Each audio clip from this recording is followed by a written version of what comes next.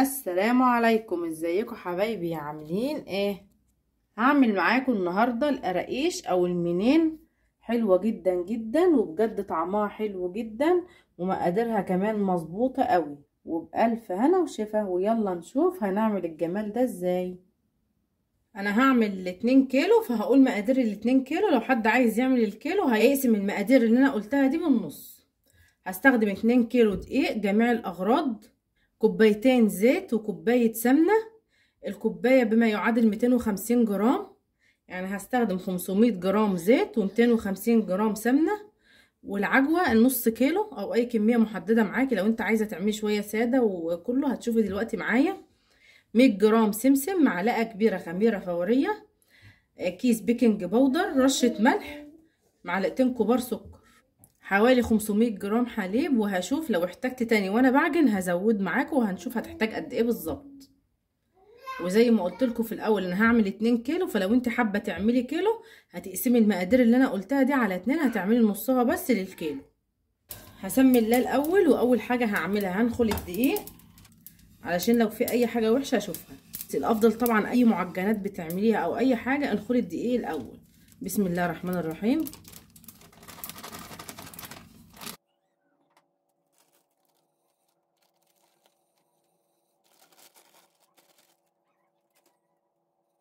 وهضيف عليه رشه الملح. هجيب نص كوبايه حليب وهضيف عليهم السكر. بسم الله الرحمن الرحيم. والخميره، وهدوبهم كويس واسيبهم على جنب. نسمي الله كده مع بعض. بسم الله الرحمن الرحيم. وهضيف الزيت والسمنه اول حاجه كده على الدقيق.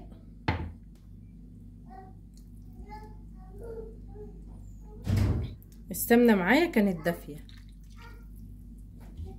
بسم الله الرحمن الرحيم.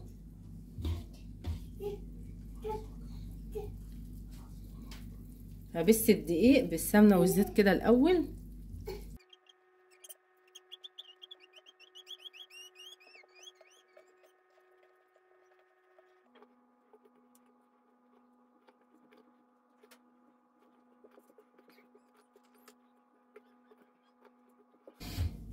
هفضل ابس فيها كده حوالي 5 دقايق علشان تطلع معايا دايبه كده.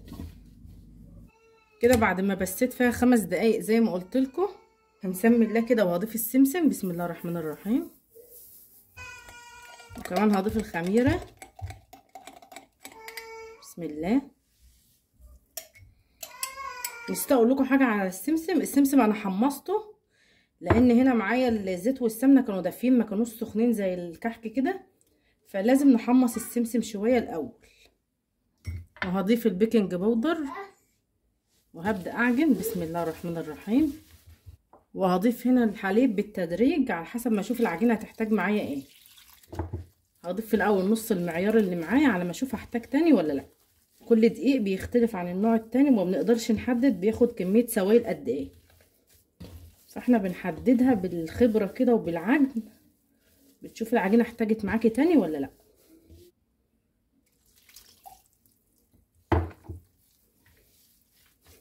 ممكن تستبدلي اللبن بميه، او ممكن تعملي نص الكميه لبن ونص الكميه ميه على حسب المتوفر عندك، او ممكن تعملي الكميه كلها بلبن. اي عجينه فيها اقدام، الاقدام ده اللي هو الزيت والسمنه يعني، بنعجنها. فما بنعجنهاش كده، ما بنعجنش مولت زي العيش. بنعجن كده، بنخلي ايد راحه وايد جايه، بحيث ايه ان نشرب بس الدقيق السوائل ويتعجن. انما ما ينفعش نعجن كده. هي كده لسه قاسيه معايا. انا زودت النص كيلو لبن، وكمان كان في نص كوبايه اللي مدوبه فيها الخميره، فحاسه ان العجينه لسه محتاجه معايا. هدفي نص كوبايه لبن تاني واضيفها. بسم الله. زي ما قلت لكم مش هنعجن، هنخلي بس العجينه تشرب السوائل كده. هاخد قطعه كده بايدي اختبرها، لسه العجينه قاسيه شويه.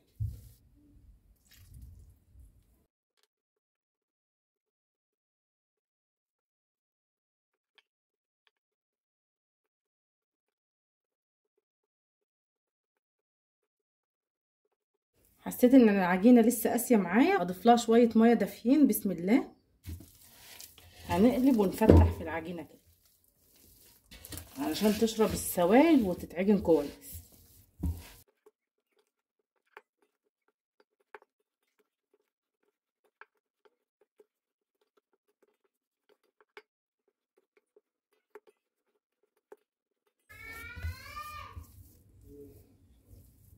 ما شاء الله العجينه كده جميله ومش محتاجه معايا اي حاجه تاني. زي ما قلت لكم هتحددي كميه السوائل، انزلي بالتدريج كده زي ما انا عملت، علشان زي ما قلت لكم كل دقيق بيختلف عن نوع الدقيق التاني. تفضلي تعجني فيها لحد ما هتلاقيها لمت معاكي كده. خطوه اضافيه بحب اعملها في اي عجينه بعملها، العجينه اللي هي بتبقى فيها دم بالذات زي ما قلت لكم زيت وسمنه وكده، بحب اضيف معلقتين سمنه كده في الاخر. بسم الله. وتوهم في العجينه كده. تيجي بقى تاكلي القرقوشه او تاكلي مثلا لو هتعملي قرص طريه او اي حاجه، تلاقي ريحتها حلوه، بتبقى ريحتها مميزه جدا. هنتوه معلقه السمنه دي ومش هنعجن. هغطي العجينه واسيبها بس ربع ساعه ترتاح على ما نجهز العجوه. هضيف للعجوه حوالي معلقه سمنه وهسيح العجوه بالسمنه وبعدين نشوف هنعمل ايه. فككت العجوه، ابدا اقلبها مع السمنه كده. العجوه اللي انا جايباها عليها سمسم، فلو انت هتجيبي عجوه ساده بضيفي لها شويه سمسم بيخلوا الطعم حلو. كده العجوه بقت جاهزه معايا، هسيبها على جنب وهبدا اجيب قطعه من العجينه هلمها كده. بسم الله. ما شاء الله زي ما انتم شايفين طريه معايا جدا.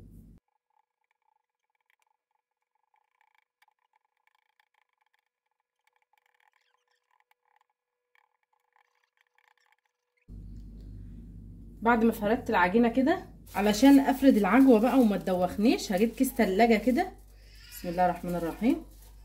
وهضيف فيه قطع العجوه وهفردها. بسم الله. لان عايزه طبقه العجوه رفيعه جدا، هلف العجينه رول، فانا هحاول افرد العجوه قوي على قد ما اقدر. كده خلاص بقت جاهزه معايا زي ما انتم شايفين كده. هشيل الكيس اللي فوق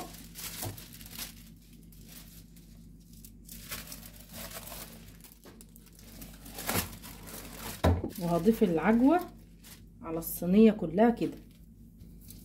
مشي ايدك كده هتلاقي الكيس طلع معاكي على طول اهو وما دوخكيش ولا اي حاجه خالص.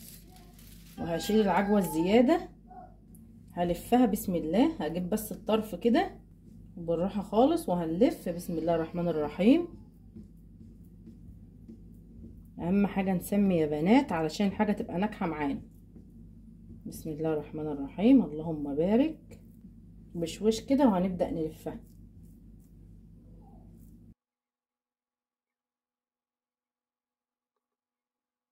هحاول بشوش كده الم الطرف. هقلب الفتحه بتاعتها دي لتحت كده. بسم الله. هقسم انا العجينه كده 2 علشان اقدر افردها كويس، وهضغط ضغطه خفيفه كده خالص وهقطعها. بسم الله الرحمن الرحيم. وهرصها في الصاج على طول. بسم الله. هنسيب مسافه بسيطه كده، هلفها بسيط كده بس علشان اضمن ان هي اتقفلت. بسم الله. وهقطعها بالسكينه. بسم الله. بعد ما قطعتها كده هفردها شويه، هخليها تاخد الشكل المدور، هتبقى بالشكل ده كده. هفرد مره كمان قدامكم وهضيفها على الكيس وهبدا اضيف الكيس التاني. بعد فردتها كده هشيل الكيس. بسم الله. بسم الله الرحمن الرحيم. شايفين ما شاء الله بتتشال على طول وما بتدوخكيش ولا اي حاجه اهو. وهسمي الله وهلفها رول تاني. بسم الله الرحمن الرحيم.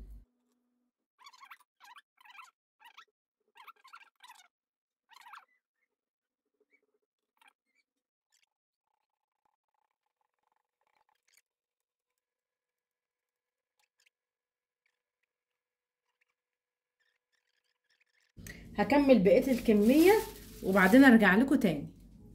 كده خلصت الكميه العجوه اللي كانت معايا ما شاء الله بالشكل اللي انتوا شايفينه ده. عملت واحد كده بالشكل ده وواحد بالشكل ده. هعمل بقيه العجينه اللي معايا ساده، بس على ما اخلص هغطيهم بفوطه نظيفه كده علشان يخمروا.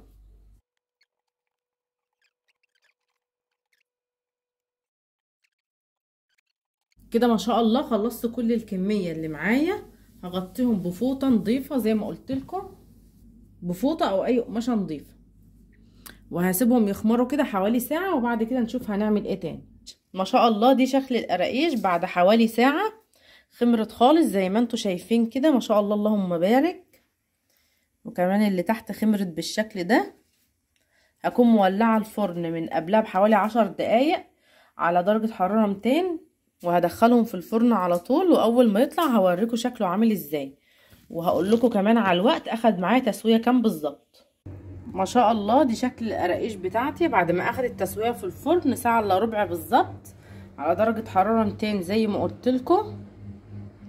ده اول شكل معايا، وده كمان الشكل التاني.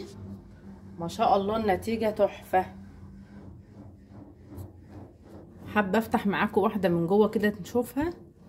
بسم الله ما شاء الله حلوه جدا وعامله شكل الفقش كده. هوريكم واحده كمان من الشكل التاني.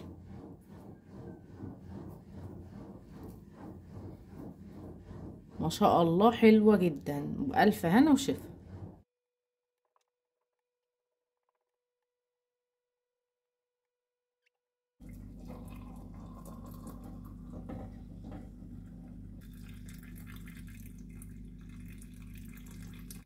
وده كده الشكل النهائي بتاعي مع كوبايه شاي بلبن.